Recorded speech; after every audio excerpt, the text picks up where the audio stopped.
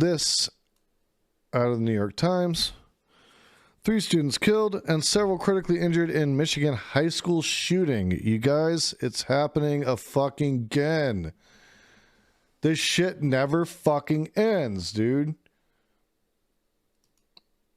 You got stupid kids getting a hold of guns they shouldn't fucking have, doing shit like this because of irresponsible parents, and nobody's fucking held accountable. That's why I've always said it's not enough to put them in jail because they got the guns in a lot of these cases from their fucking parents.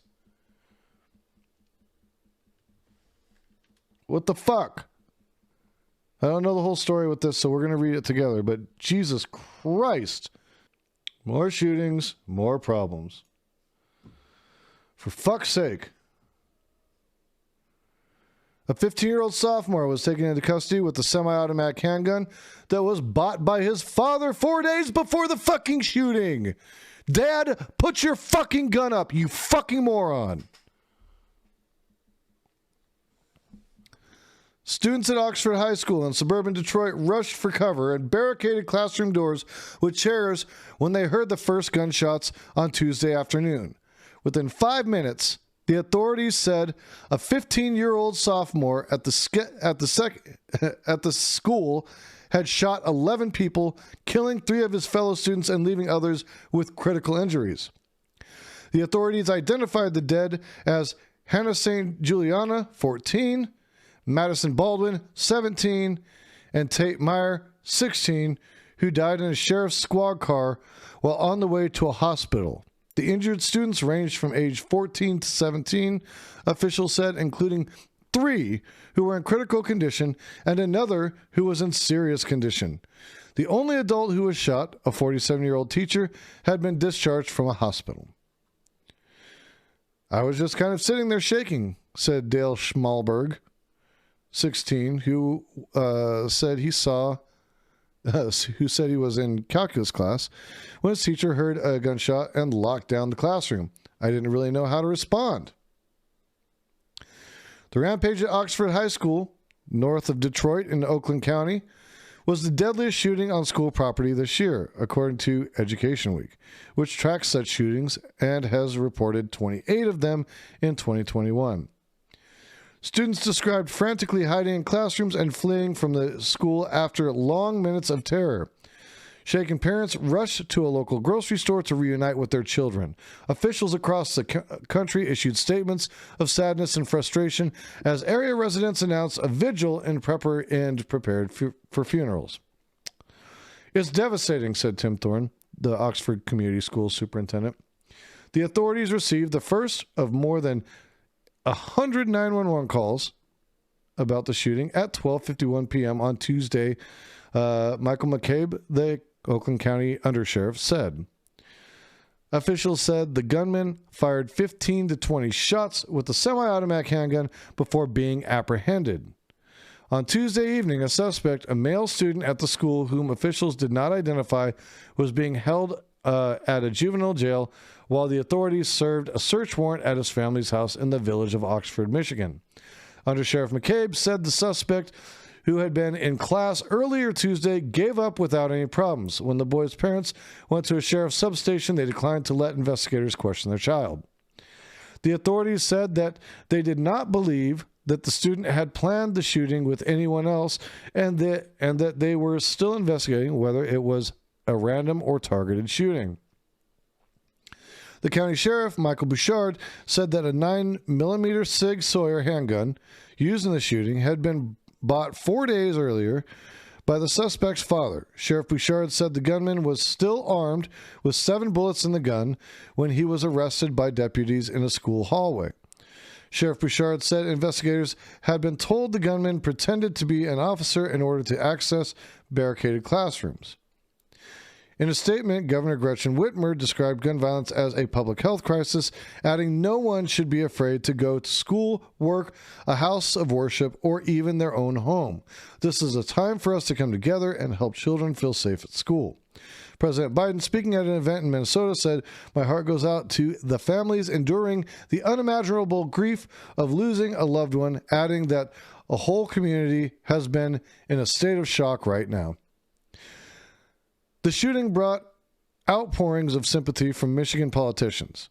The state's Attorney General, Dana Nessel, said her office had reached out to the local authorities and offered to assist with the investigation.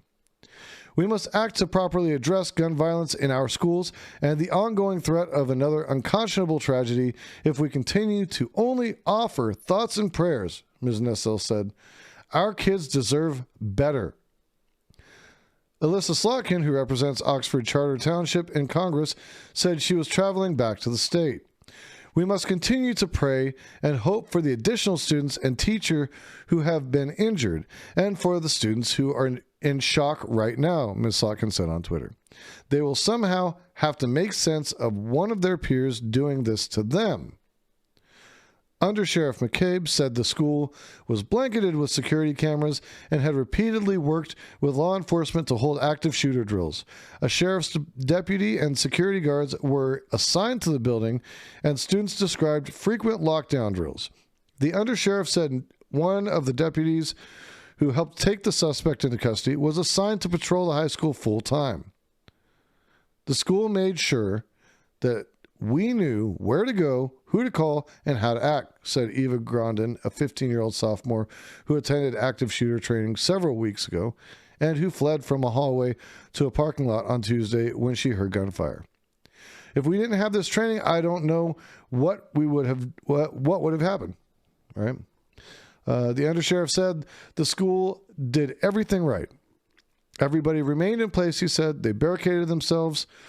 Students described moments of chaos, the sound of gunshots, and people running and screaming. One student said his brother texted him saying that he needed help and that a gunman was close by. But the students also described scenes inside classrooms where teachers and students swiftly followed the protocols. Brendan Becker, 17, said the teacher in his classroom responded quickly to the sound of gunshots, locking the door with the students inside. We just bombarded the door with a bunch of chairs, desks, everything we could find, he said. Alice Avey, a freshman, said she had been in biology class laughing with friends when the shots rang out. I went from laughing to crying in about a second, she said. She said she huddled in a corner of the classroom with one of her closest friends who was shaking. It was really traumatic, she said, recalling the sound of gunshots making a noise that sounded like a banging on the lockers. No one talked. We didn't scream or anything. We were just silent, she said. In recent weeks, a severed deer head was found on school grounds, after which school officials released a statement seeking to calm numerous rumors that have been circulating throughout our building. Under Sheriff McCabe said that the deer incident was unrelated to the shooting. I don't know why they put that in the story then. If it's unrelated, why the fuck put it in the story? Sheriff Bouchard said he was aware of reports that rumors had circulated at Oxford High in the days before the shooting, but said none of those reports had reached his department. The violence in Michigan comes after a reduction in school shootings earlier in the coronavirus pandemic when some schools held classes remotely. But mass shootings at schools have been a recurring tragedy in recent years. In 2018, a gunman killed 17 people and injured 17 others at Marjorie Stoneman Douglas High School in Parkland, Florida. Later that year, a gunman killed 10 people at Santa Fe High School in Texas. This is uniquely American problem that we need to address, Ms. Whitmer said on Tuesday. Located in Oxford Charter Township, a small community in northern Oakland County, Oxford High School is the only high school in the Oxford Community Schools District, which says that it offers families a small town feel within the Metro Detroit area. Fewer than 6,000 students across 5 townships and 2 villages in southeastern Lower Michigan are enrolled in the district. The school offers a program where the students can take college credits and earn an associate's degree by graduation. Aiden Page, a senior who had been in the school as the shooting occurred, recalled how his statistics teacher immediately locked the door after gunshots sounded. He said the rest of the class helped put up a quick barricade and cover the windows before hiding around the room. Some students, he recalled, armed themselves with scissors while the teacher walked around quietly checking on them. The victims of the school shooting include a football player and 2 other students. One was a football player who had recently won honors as a linebacker and tight end on his team. Tate Meyer, 16, died in a patrol car as authorities tried to rush him to the hospital. There was no time to wait, Sheriff Bouchard said. He tried to load him in the car to get him as fast as he could to the hospital, and he expired in the car. 16, guys. 16 years old. It's a baby. Authorities late Tuesday released the names of the victims in the Michigan high school shooting. 3 students were killed, including Tate Meyer, Madison Baldwin, and Hannah St. Juliana. I mean, Hannah St. Juliana's 14 fucking years old. That's 2 years older than my daughter, you know? If that don't hit home, man, fuck me. At a news conference on Tuesday night, Oakland County Sheriff Michael Bouchard said officials did not know whether the victims were targeted. We don't know where he went first or why, Sheriff Bouchard said of the suspect. On Tuesday night, more than 25,000 people had signed a petition online to rename the school stadium after Mr. Meyer, who had recently earned an all-region award as a linebacker and tight end from the Michigan High School Football Coaches Association. The injured Sheriff Bouchard said included a 15-year-old boy who was in critical condition with a head wound, a 14-year-old boy with serious jaw and head wounds, a 17-year-old girl who was shot in the neck, a 15-year-old boy who was shot in the left leg, a 17-year-old boy who was wounded in the hip, a 47-year-old teacher who had a bullet graze her shoulder and was discharged after being treated, a 14-year-old girl who was in critical condition with chest and neck wounds and was on a ventilator after surgery, and a 17-year-old girl who was also in critical condition with chest wounds.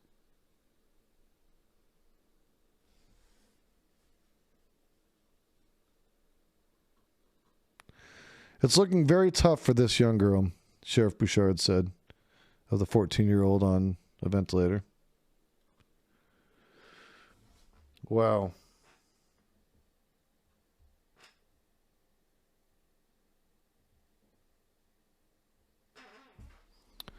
Wow, guys.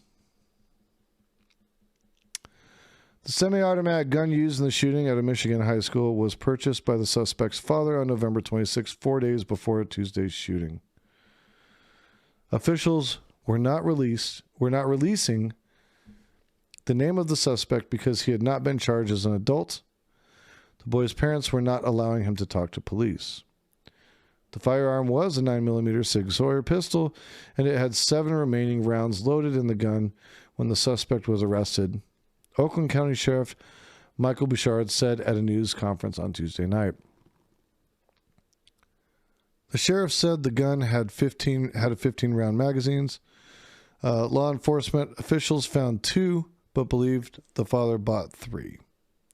Sheriff Bouchard said that officials did not know if there were other firearms in the suspect's home, adding that was part of the investigation. He confirmed that photos of a firearm posted by the suspect on social media appeared to be the same gun used in the shooting.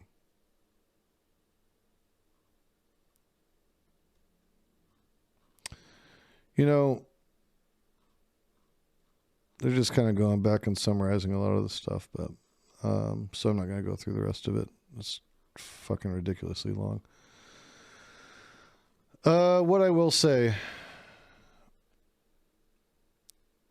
is that this is happening all too often in our country.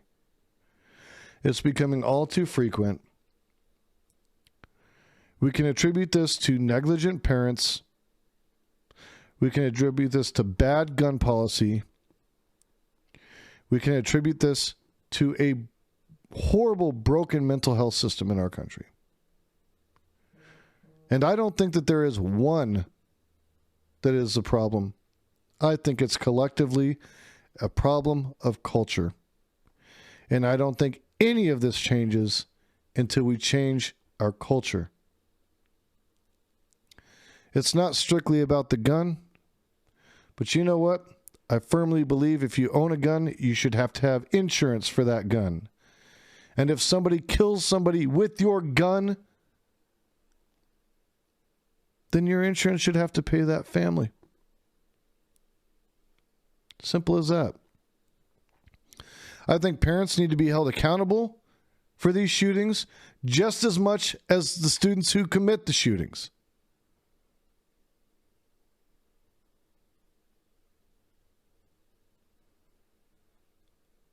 It's not just the kid's fault. How the fuck did they get the gun? The parents made it accessible. They're just as much at fault. Fuck this shit. That's the one thing I don't get in this shit. The parents of these kids who do this shit are never held accountable for fucking anything. And they are just as much at fault.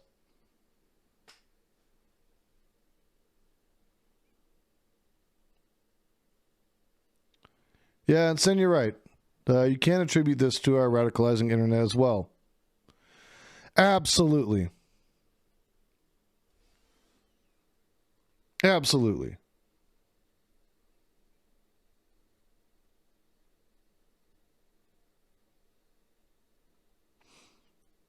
Yeah, Ormy, that's why I'm not a big fan of like taking guns. I don't think we need to take guns. I think that we need to make sure that they stay out of the hands of people who shouldn't have them, children. And if we can't manage to do that, well, somebody, whoever's giving them access, or you know, whether intentionally or unintentionally giving them access, needs to be held to account for it.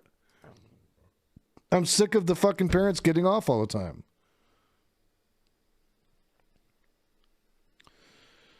Yeah, well, in this case, then, it looks like the child probably will be taken away. He'll be taken into custody and hopefully thrown in prison. And good. If you come down to the point where you've got to resort to violence for whatever it is you're trying to do, you've already lost the mental battle. Doesn't even fucking matter. It doesn't matter. You already lost. At this point, now that you're taking a gun in to do the damage, you're just a fucking sore loser. You fucking suck at life.